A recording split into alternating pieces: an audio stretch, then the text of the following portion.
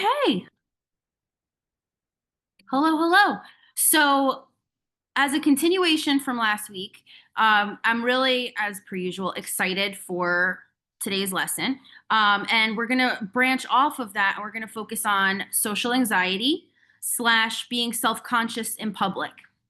So, when to kick us off today, I want to ask you guys a question, right? I want you to tell me in the chat, and I have it toggled over to everybody this time, so I'm not going to think nobody's typing.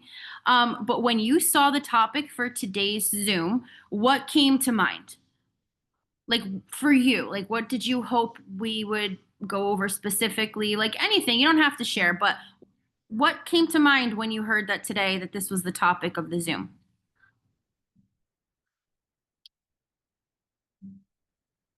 Could you lower Miss Rachel?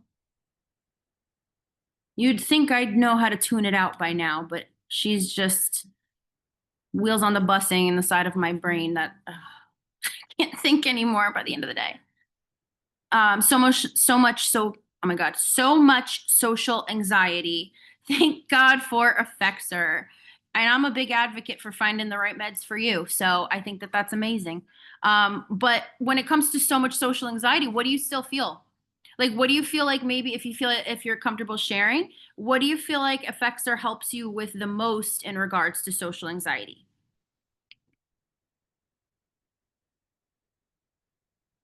In the chat saying, let's see what you're saying. I feel dread. Mm-hmm. I hate the awkwardness that I feel when I only know one or two people, but they know everyone. So I'm tagging along like a lost puppy. Oh my God, it's the worst. It's the worst when you are like odd man out and everybody else is kind of comfortable with each other and you're like, let me ask you a question though.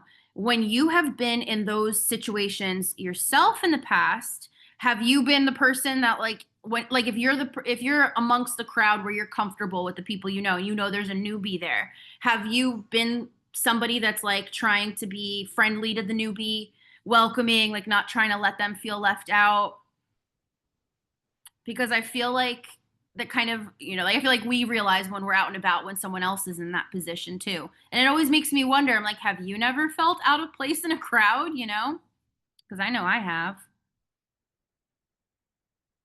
Shaking, turning red, sweating, feeling like I have any attention on you. Yeah, just feeling like a freak. Yes, we're going to go over that because I think that's a large part of social anxiety in general is that feeling of like there's something wrong with you or you're weird or you're just not fitting in and stuff. Being perceived at all, terrifying, right? Um when it's reversed, I'm like, oh my God, I'll talk to you. Please don't feel weird. Right. Because it's like we've been on the receiving end of that. Whether other people intend to make us feel that way or not is a different story. So when it comes to being social as someone with social anxieties, with social anxiety, I'm going to share how it manifests for me. And if anybody is willing to bounce off of that and share, what's connecting with you or what you're feeling as a result, feel free, and then we'll keep the dialogue going. But for me, my social anxiety, I only wrote a couple of like key things here because I wanted it to be kind of like a free flowing, bouncing back and forth, right? But for me, if I were to be asked where my social anxiety is firmly rooted in, it is OCD and like literally being afraid of the craziest shit that would probably never happen, but it's that probably that my brain repeats when it feels like nobody else's brain repeats those things. So even just like I've dealt with even bouts of what's it called? When you feel like you can't leave your house. It was agoraphobia. Is that it? Yeah. Where it's like I literally like I didn't leave my house for months and months and months. I think it was like 6 to 8 months. I want not that I didn't leave because that post pandemic that might feel like, oh, I could do that. I couldn't leave my house for that amount of time. So I definitely have experienced some craziness, feeling like something horrible is going to happen as soon as I leave or if I'm in front of a lot of people. I mean, and that was back in the day before the current events. Feeling like I was constantly like not acting right. I don't know if anyone can relate, but it felt like everybody else around me received a memo or an orientation that I did not receive. I don't know why. It just like I feel like I can't explain it unless you feel it, where it's like everybody else, quote unquote, everybody else is like in on something that you're not in on in terms of like just acting right. And I just didn't, I personally never got the memo. Like that's how I felt. Not always wondering how my face looked. So not even like I first of all, I felt like for the longest time, like I didn't even know what my mind's eye of myself was. Like I couldn't like picture myself well, if that makes sense. So the idea of like, does my face look weird right now? Am I making a weird expression? I mean, a lot of this was also before I realized that I'm autistic. So, but like it came down to where I might seem like I'm just sitting there to someone else. In my head, it is a full orchestration of you have to look relaxed. You have to, are you looking snotty? Are you making a frown? Are you like slouching? Like all these constant thoughts of just trying to exist, right? Um, Focusing. When all of this is going on, how the hell can I focus on the people in front of me, especially if we're not factoring in all the auditory stuff? Like, especially before I, knew what ADHD was, and I would go into, my college hall or anywhere crowded back when we went to malls and stuff like that, and I swear to God, I felt like I had like, what's the word I'm looking for? Like I could hear someone's conversation 50 feet away. I felt like it was crazy. Like my focus would be absolutely everywhere because it was part of my anxiety that it needed to be. And so I felt like, how the hell could I focus on who's in front of me or what I'm doing? So the constant, like, not really, not taking in what someone was saying to me and then being afraid of seeming rude. Um, Feeling like being perceived, I wrote on this list, being perceived at all, but especially being perceived incorrectly. A lot of my social anxiety stemmed from being, perceived incorrectly, differently than what I was feeling or what I meant to be conveying. So it got a lot of times, it would get so overwhelming that I just wouldn't go out. I wouldn't, and then it kind of got more and more because I think back to my 20s when I was the most traumatized and stuff before any of this growth. And I was a nutcase. Like I would go out, I would close out a bar on a weeknight. I got in cars with people that I should have never gotten in cars with. Like I did some crazy shit, and then in my 30s, I was like, was it my 30s? Yeah, it was probably like, no. It was like my mid to late 20s. It was like around the time of my neck surgery, where I was almost paralyzed. Like that's when I developed agoraphobia where I didn't leave for months and months and months because of all of this.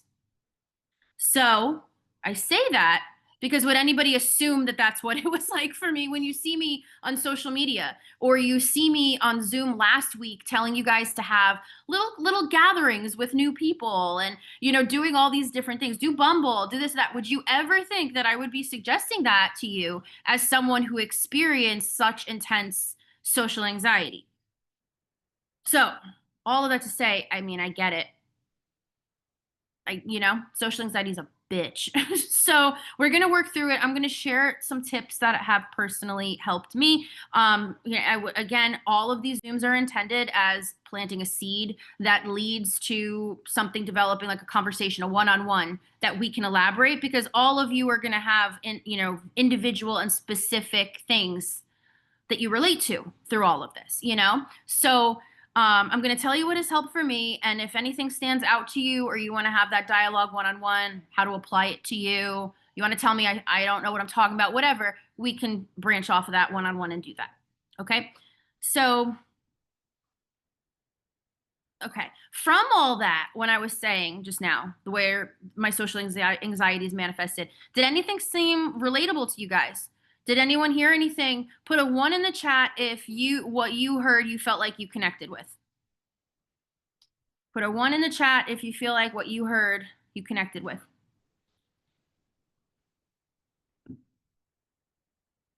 Pretty crazy, right? And then on the surface, it might just seem like, we're clammy and nervous, but if you really do a deep dive, it's like there's so many things that make social situations really hard. And again, that's like pre-pandemic. I really do think the world just changed in so many ways. It's like a whole different world post-pandemic. And I just want to say before we get into all this too, none of this is intended to make you guys want to go out and like suddenly be super social. you could be someone who like truly just doesn't want to be in a big social setting. Like I don't, like I mean I do go to things that have big social settings because sometimes I want to depending on them and sometimes I have to. Like a lot of us do. But it's not something like I've never wanted to get to the point where I was like I could go out all the time and I could talk to all the people. I That's just not my nature. I do better one-on-one in small groups, but my goal is that by talking about this kind of stuff that when you have to or when you want to be in certain social settings that you can and that you can enjoy yourself at any point in your journey as much as possible in these settings. That's really my goal. So if you're somebody who doesn't want to be social, that is totally fine. Today is not intended to tell you there's something wrong with that or you're not allowed to feel that way. Okay? So let's just say that. Um, Pandemic actually helped me. Everyone learned how I feel all the time. How do you mean, Chastity? I kind of understand, but I want to make sure that I am clear on what you mean. Um, and I do feel like for a lot of people, they're like, you don't want to say the pandemic helped, but I totally agree in terms of a lot of people were able to take the step back in the time they needed to learn about themselves a lot more. I don't think that anybody wanted that, the pandemic to happen or what happened, but that's not what you're saying. Like I think everybody in their own way went through some kind of a transformational period after that time period, after 2020. Everything feels different, right? So, um, okay. Um, okay, so some things that have helped me. What did I just list here? I mean, it's an obvious go with someone that you trust. And even if it's someone who doesn't know anybody else there, um, if you have access to someone who can go with you, just bring a familiar face with you anywhere you're going to go. I mean, I feel like that's just cheap cop out, but if you need permission to not feel needy for doing that, you're not needy for doing that. If you have access to somebody who can come with you, and at the very least, even if the two of you don't know anyone else there, but you know each other, it is a good buffer. And for anyone who's like, I don't have anyone that would go with me, maybe that's where you want to start is like, how could I find someone that I would want to be around, even if it's not like on some deep loving forever friendship, at least it's someone that if you had something to go to that you could bring someone to, you could call them up and be like, you want to come with me? And they could come with you, So I would say that's the number one thing. If you haven't thought of that option yet, or if that seems like maybe that helps you want to meet more people to develop that kind of a support system, that's the first thing. What did I write here? I swear I correct with. I wrote here, remember that assholes exist everywhere, but most people don't want to be one. So assholes exist everywhere. Most people don't want to be one. It's what I remember when I am certain that people all think that I am the biggest weirdo that has ever walked the earth just by looking at me. When I feel like I need to hyper mask because I don't know how to act and I need to remind myself that I could just be who I am. And most people, like, I mean, are you in that social setting because you're going to like see everyone there again? Really? So like being able to recognize and be like, most people aren't even paying attention to me. Most people are too worried about their own shit and self-conscious about their own stuff. And then anyone who isn't, like, I'm sure assholes exist everywhere, but if someone's going to be an asshole to you, like that's not a reason for you not to enjoy the event because assholes exist everywhere. So I don't know if that's groundbreaking information that assholes exist everywhere, but if you didn't know it before, you do now. And ultimately, this leads into the next part, which is the majority of what's helped me with my social anxiety, and that is self confidence. It's the name of the damn program, right? Chronic Confidence Academy, not Chronic Modesty Academy or whatever. But ultimately, this is going to be an interesting topic to try to convey properly, especially at the end of the day, but I'm going to try. So the whole thing is, at first for me, fake confidence became a comfort blanket. And now what I mean by that is I always kind of had that, but in a toxic way. Growing up, it was the self-deprecating humor. I was always like the cool, like fat, well, I don't know about cool, but I was always like the fat, funny friend, I should say, where I would take pot shots at myself that were so mean, people would laugh and I would feel accepted. Like, so I always kind of like, it was a toxic version of that almost, but a little part of me was always like, almost like if I could use being more in your face as a cover up, as a mask, right? Then it would be perceived as confidence and it wouldn't let people make fun of me because, hey, nobody could make fun of me the way I could make fun of myself. And that's literally how it used to be. But that's not good. Like, that's not healthy, right? So what I thought about after a while, I was like, you know what? People who seem confident, who are like, and again, seem because I didn't feel it. So it had to be fake for me at first, in all honesty. Like a shield almost. I was like, people who seem like they don't care if what they're wearing is flattering or not, quote unquote. They have their own personal style no matter what. They're funny, they're loud, they have fun. Like for me, if I'm being honest, the fact that somebody in a not small body could not look like they wanted to shrivel up and die like I was feeling inside, that's how low the bar was for what seemed confident to me. If someone didn't seem as uncomfortable as me, I'm like, oh my God, they're confident. So for me, I was like, what if like if I can fake it, kind of like if I could be like the big girl who doesn't care, like then that's kind of my way to overcome it, even though inside I'm like, oh my God. It was kind of like I don't know if it makes sense, but like taking control of the narrative myself. Again, like when I was telling all that self deprecating humor, I was taking control of the narrative myself, but I was spinning it in a way of positivity, even if it was fake at first, rather than mocking myself. So I started, like, and not for nothing, I've always loved bright colors. I've always loved bright patterns and like fun things. And if I stopped focusing on flattering and I started focusing on what just felt fun to me, and, like, it was almost like kind of like the more, I don't know the word I'm looking for, but the more bold what I was wearing was, and the more bold my hair was. I never got more compliments than when my hair is bright orange in my life. Right now, it's just my favorite. But again, it was like a comfort blanket. The more bold I was, the more people paid attention to that, and not almost to like my body or my femininity or anything I was self conscious about. It had nothing to do with other people. It just felt like at least people could see the like style or whatever it was instead of me. And that's kind of like where the confidence came from. And I started realizing something that like nothing bad happened to me the more I was doing this. If anything, more good things happened to me. This was prior to losing my weight. This was like the first go before having the baby and everything. This was before that. This was like that was my first step. I mean, I went red way, way back. I don't know if you know my origin story with my red hair. I dated the biggest asshole on the planet, like a truly horrible, horrible human being. And he told me he was disgusted by redheads. And if I ever went red, he would break up with me as I'd be one of those girls with the fake red hair.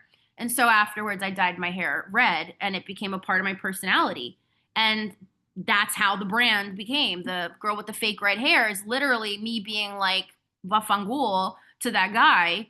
And, I don't know what he's doing these days. He's like, somewhere miserable. And I just went on to develop myself more from that. So, if I'm trying to put this in how it helped me, I focused on the ability to exist the way I existed.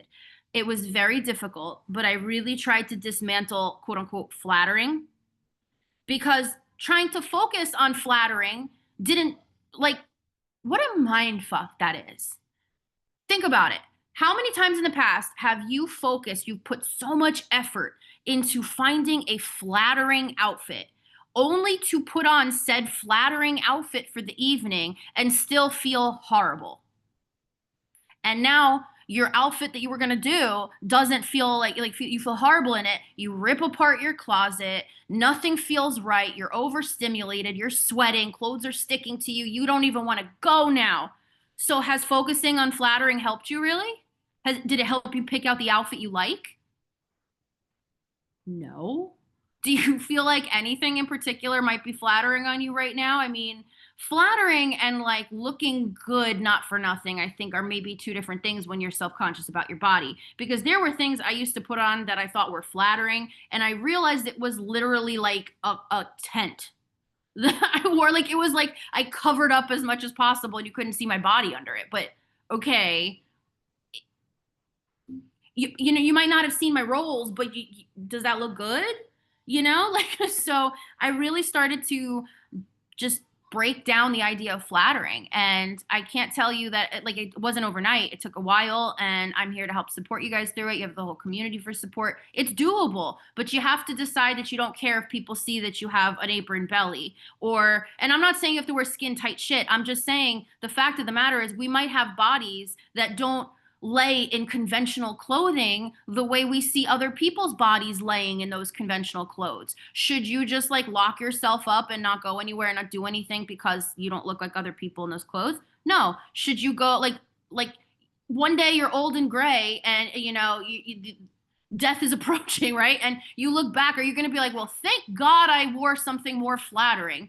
Who gives a shit? You know, so getting to the point of really believing that took a lot of work. I'm not saying this like you're going to get off this Zoom and be like, I don't care. I'm just saying my confidence skyrocketed when I stopped caring about people if they didn't like the way I looked in something. And that took a hit when I got after I got pregnant, because I've never dressed this body. I used to not wear a bra all the time. And it was, I can't, I get it now. I used to tell people to wear bras, not wear bras if they didn't want to, from like a freedom standpoint, and I get it now. It's because it hurts that we don't wear that we wear bras, ladies. Like I understand now. I didn't get that before. You know, like I have no idea what to do with, you know, my body has rolls in places I didn't know did. You should see the tattoo. You know, no one should see this really, but it was shocking to me the first time I saw what happened to the tattoo that I had on my like my pelvic area on my hip. I didn't see below my stomach for a while, fam. I like was pregnant and then I was like, you know, big and I was cut up and I was numb and everything and like dealing with this baby, you know. So by the time I finally saw and lost enough to see below my gut, I'm not even kidding you. My tattoo it looks completely unrecognizable and not in a good way, and it wasn't a good tattoo to start. My point is you can feel periods of your life you're going to go through where you're going to feel confident, more confident than others. And then you're going to go through periods where your body is going to change. And it's going to be more about biology, right? Like, what if you get an injury? What if your body changes because you can't get up and you can't work out, you can't do anything for yourself? God forbid. It happens all the time. Let's say if you take the baby out of the equation, right? And a lot of you are working towards that. But if you're not, God forbid you were to get hurt and your body were to change, should you like hate yourself? Should you go backwards? Should you not be able to wear clothing again? When we only live our lives once we're a certain size, that really limits how much of our lives we're living, doesn't it? So who gives a shit if you have a gut in a dress? That's really where my mindset is. And again, it took time to get there. Okay. There was this like built in humiliation factor I had to get through. But let me see what you guys are saying here. Oh, okay. Chastity, the pandemic actually helped me. Staying at home or making home your safe space is more acceptable now. Before, everyone thought it was a red flag. I didn't always want to see people every day, even with remote work. That's been a lifesaver for my autism. Absolutely. I do think remote work is like, again, I'm not saying this that it was like obviously we would have loved for this not to be the situation that brought it on, but I do think that for a lot of people, remote work has been an absolute game changer. So I get it. Huge friend win. Someone asked to be my friend, and we went Halloween shopping Sunday. I got a giant spider themed coffee table. I'm so happy for you guys. That sounds so fun. And I know that's a big moment of growth for you too, you know, trying to branch out and make friends. I always call that the fat Amy from Pitch Perfect syndrome. Yes, Gabby, yes, because that's exactly it for me. I was like, if I can't be the hot friend, if I can't be, you know, the one that everyone has crushes on or whatever, then at least, you know, I could be funny, and I can, what was funnier, especially in the early 2000s, than making fun of fat people. So, you know, your ticket in. It's horrible, horrible, horrible, horrible. I hate that we're like kind of feels like going backwards lately, but at least it's not what it was. So let's see. I know also here's the thing for those who hate being perceived, especially, and tell me, put a one in the chat if you can, if you connect to this, or you relate to this. It feels almost like if you were thinner, you would be able to blend more into society. You wouldn't be as perceived as much. Put a one in the chat if you can relate with the idea that if you were thinner, you would be able to blend in more and not be perceived as much. Oh, I got an exclamation point on that one. I got one. I got one. Yep. Yep. So it to some degree, I'm not going to invalidate that, right? We live, but here's the thing. That doesn't make it okay. Like we live in a fucked up society for many reasons. But also, if we're just looking at it this way, we live in a fucked up society because people do treat you differently when you're smaller. People do leave you alone. People don't look as much. People just, and it sucks. And it sucks. So, my question to you is if you don't focus on trying to be comfortable existing the way you are, does that not continue to play into the society we wish was different? If you are too afraid to exist the way that you are, especially like I'm saying, like saying fuck flattering. If you're afraid to do that, you don't want to do that. Is that not contributing to the society you wish was different? And so if you struggle to do it for yourself, to feel like you deserve to wear what you want to wear, like, not thinking about flattering or what hides the most or whatever, but just wearing what feels comfortable. You know my saying? Cute on the hanger, comfy on the body. Those are the only two boxes that get checked, right? Doing that, if you can't do it for yourself, do it for the fact that if enough of us do that, this will be a different world. And that's not even counting the future generations that'll be impacted about it. I'm talking about right now. If you refuse to live by the standards of flattering and saying, screw you if you don't like it, I don't care, look elsewhere. There's lots of visual stimuli around, right? If you don't like, doing that is such an act of rebellion that it could be life changing. It could be world changing on a small, I don't even know, a small scale, big scale. So if you can't do it for yourself and you feel weird being okay with it, do it for just the state of the world going forward. I don't want to stay in that society where we make people afraid to wear something because you're going to see that they don't have a completely flat stomach. The fuck is that? What's the point of making all these cute clothes and polluting the friggin' earth if you're not going to wear it? Like, so I'm just saying, you deserve to feel comfortable existing as you do. Because if you, like what I was saying before, if your body changes, if you don't have that as like a deep rooted principle belief, then what is your self-confidence and happiness subject to? Your life never changing for the next several decades you're here, God willing? That's crazy. That's crazy. That's really risky if you're only happy once you're a certain size, So, what did I write here? Bodies will fluctuate, blah, blah, blah, blah, blah. Yeah, broaden your comfort zone by pushing yourself a little bit at a time.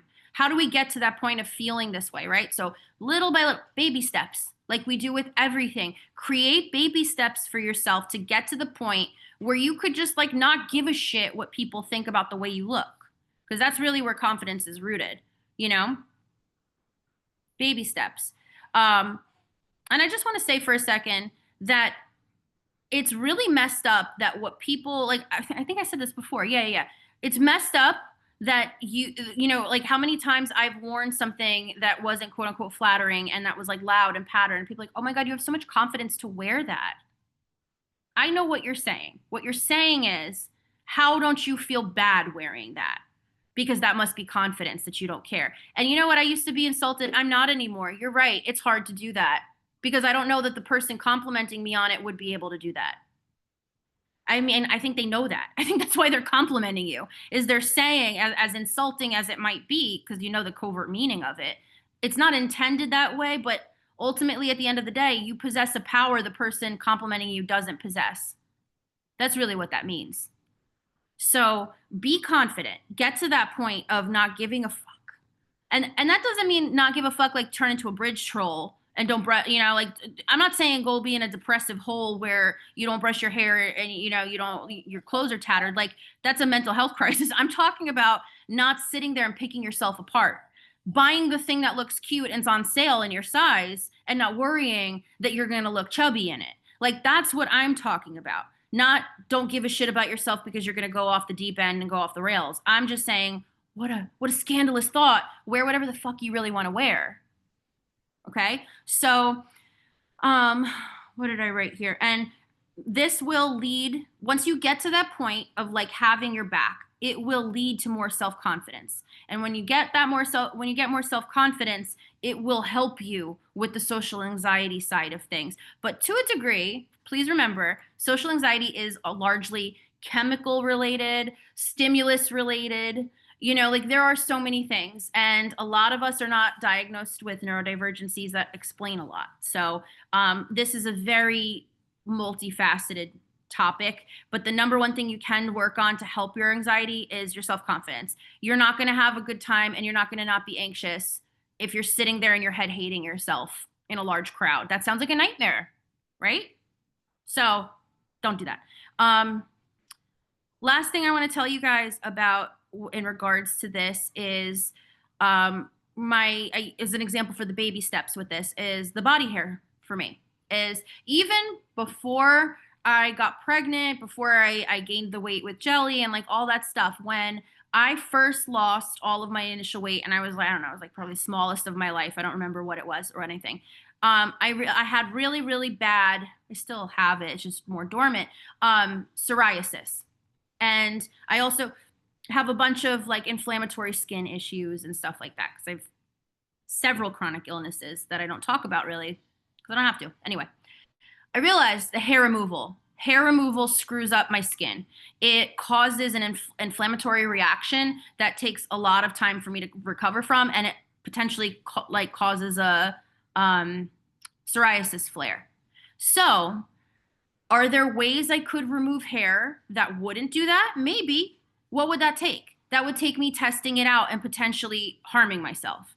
And so I started thinking about it one day and I'm like, if I've done all this growth in terms of accepting my body the way it is and accepting the health issues that I have and trying to live my best life and be myself and be authentic, why am I so afraid to be seen with body hair? Because for the first time now, I was outside in the summer covered up fully.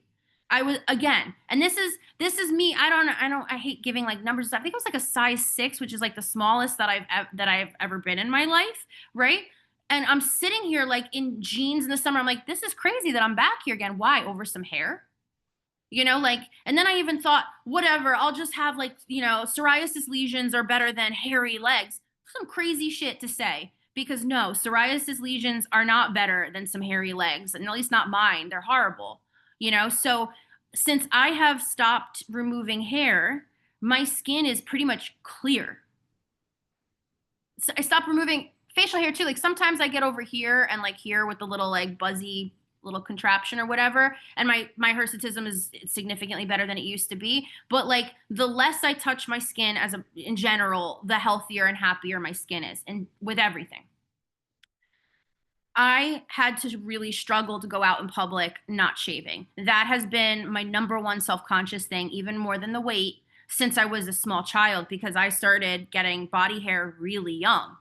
And, it's a whole trauma thing, but whatever. So, how did I start doing baby steps? I was like, enough is enough. I don't, like I really want to get to the point where I don't give a shit if someone in line at Lowe's thinks that I have hairy legs. What alert the authorities, but I knew that logically, but I was still terrified to go out in public. So I started with baby steps. I literally like I would wear like capris, I guess. What do we call them now? Yeah, like capri length leggings, I guess, like the shorter leggings. I would wear those to the store. I then moved up in like, the length of my shorts little by little.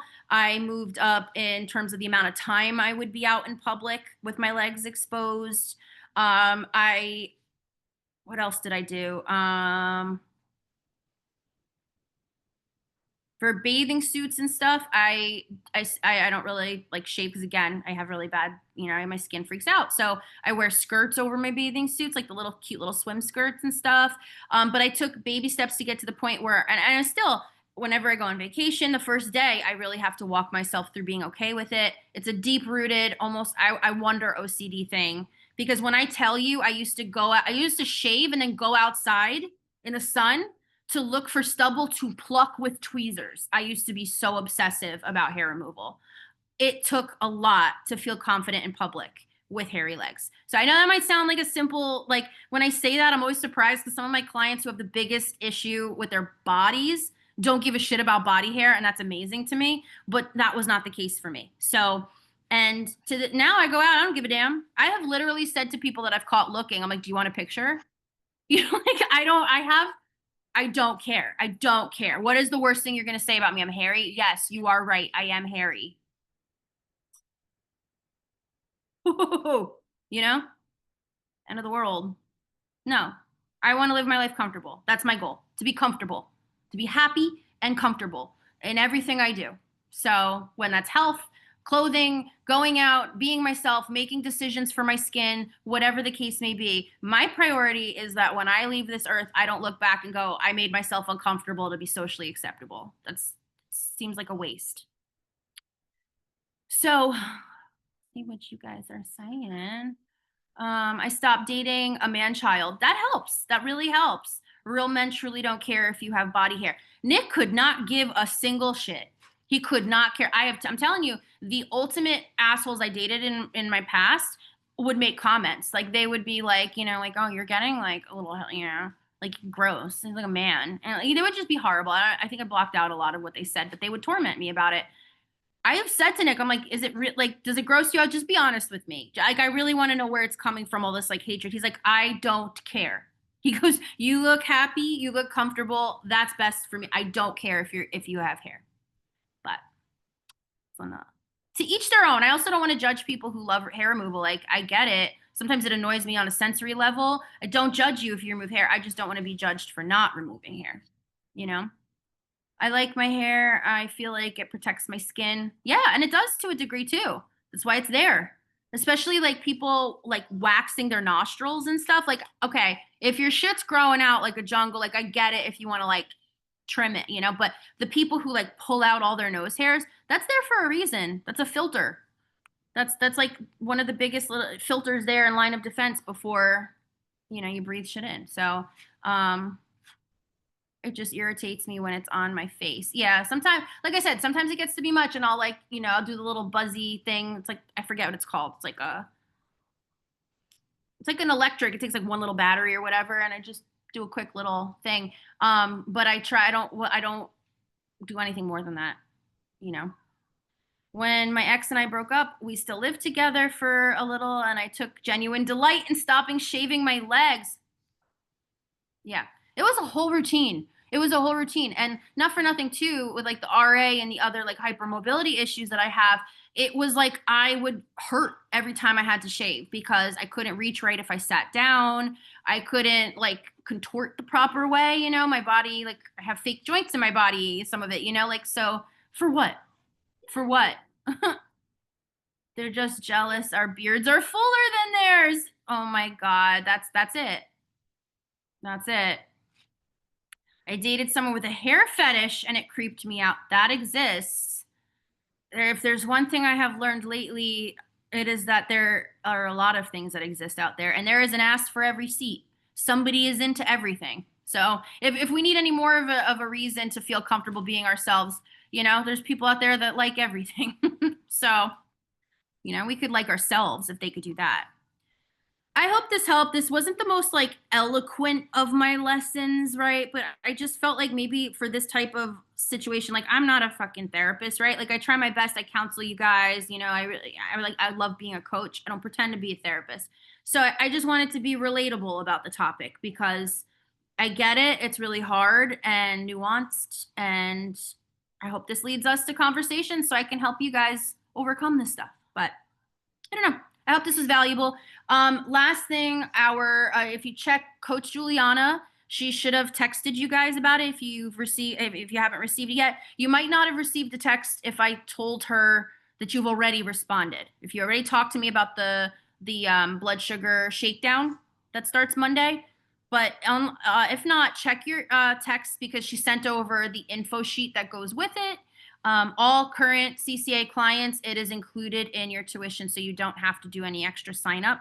But check out that info sheet. It's on the Facebook page as well. I have my friggin' hula hoop, and I'm really excited. I don't know if you saw on the giveaway one that I'm going to be going live hula hooping with you guys. On the days that Casey's not doing it, I'm going to be hula hooping live, which is terrifying to me, if I'm being honest.